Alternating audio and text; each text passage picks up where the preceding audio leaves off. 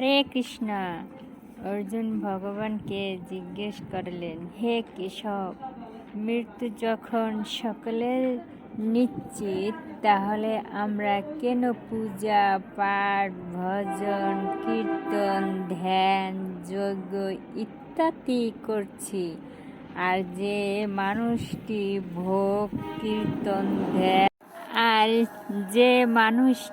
ভোগ বিলাস আনন্দ ফুর্তি মগ্ন, তারও তো মৃত্যু হবে।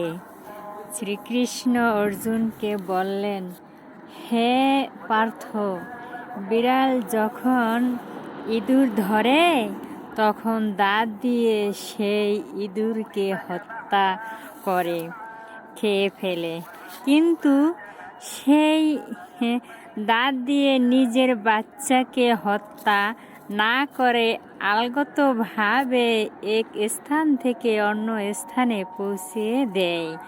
দাঁতও এক এবং মুখও এক, কিন্তু পরিণাম পৃথক।